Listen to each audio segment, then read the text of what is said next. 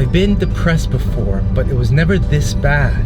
I mean, I've experienced some minor and some major setbacks and disappointments in life. I've experienced lost love and friendship, breakups and divorce.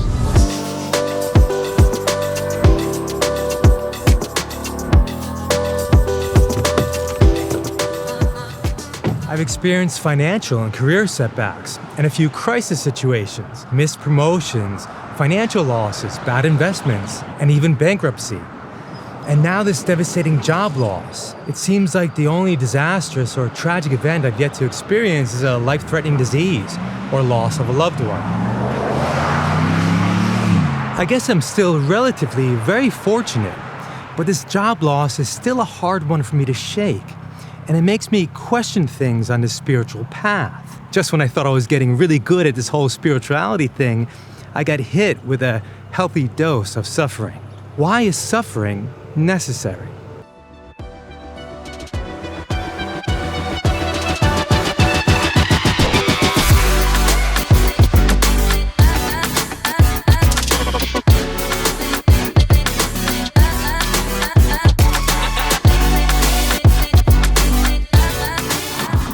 I can't shoot in there, so I'm just outside to give a little bit more context and then go back in.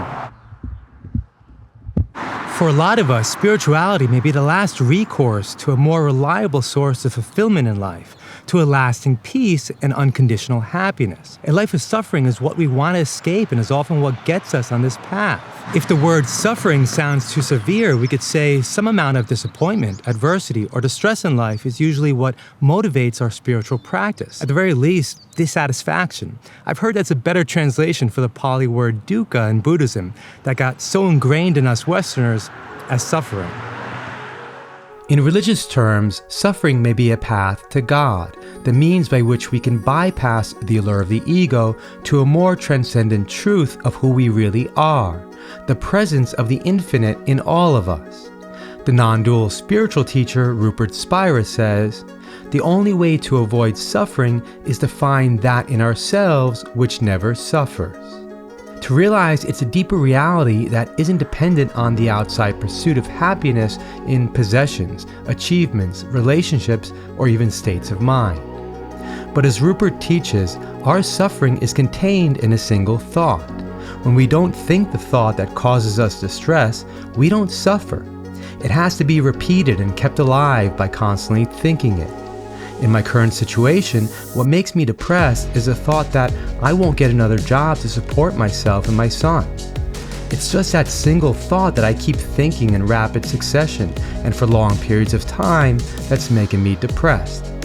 It can take on many variations and cause me to spiral down into ruminating on other negative thoughts. But it's still just one thought at a time. I can have another thought right now that's completely opposite. And I have had moments of optimism and hope. I've definitely been through a lot of ups and downs over the last several months, both depressing thoughts and hopeful thoughts. So it's a good opportunity for me to come to this understanding right now of a transcendent reality in between our thoughts. I've been mostly depressed at this stage in my life, even though I don't show it that much in these videos, and I've been trying everything possible to feel better. I'm still very depressed and anxious, and so much, in fact, so desperate that I'm having my ex, I'm having my ex monitor me for this ketamine therapy. How you doing today? Doing okay, a little bit anxious, but excited about this also. I'm a very spiritual person normally. I get these spiritual concepts that I truly believe in conceptually, right? But when you go through the thick of it, of a traumatic experience, a devastating experience like this has been to me, and it almost seems like it throws out all the spirituality out the window when something like that hits you. And so I'm hoping, for me to just validate what I know to be true already. That there is this broader perspective, that, things, that it's not doomsday and things aren't as gloomy and dreadful as I think that they are at this point. How do you feel? Out of it. Like drunk. feel a bit numb, a bit woozy, not the experience I was expecting. The medication has worn off after the first session now, and it was a little bit less than I expected. I didn't have any profound, transcendent experience that I was hoping for, but it was still a relaxed, meditative experience, and it was enjoyable. We'll see what the next one holds. Why are you here? Because I wanted to see you before I left. Boom, boom, Good job, buddy. boom. Good.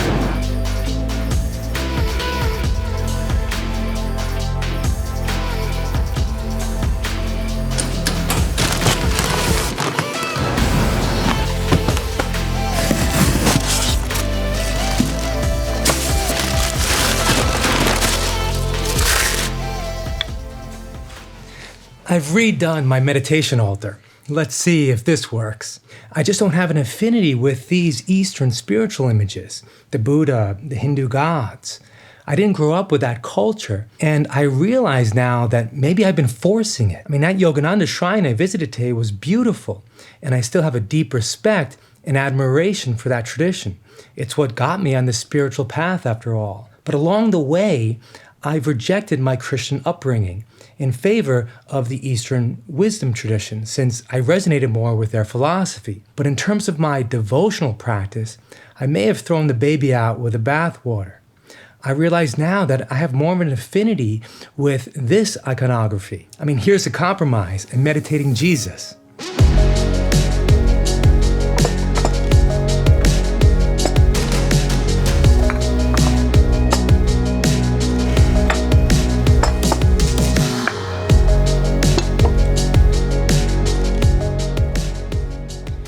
Besides a devotional aspect, the truth is I meditate still with the hope of a transcendent experience. But Rupert Spira would argue that we don't need some profound, extraordinary experience to realize our true nature. And that's good, because I still haven't experienced anything close to a transcendent, timeless experience.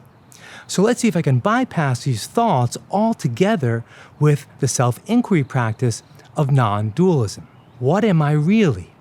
What is it that's having these fickle thoughts? As Rupert says, it's the knowing element behind and pervading all experiences. Amidst all of our changing thoughts, depressive, fearful thoughts, or happy ones, we have a sense that we remain constant and unchanged. That what we really are, what we essentially are, is that ever-present being, whatever it may really be.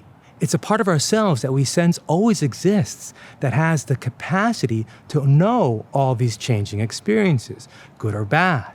But how do we really take refuge in that which knows all experiences?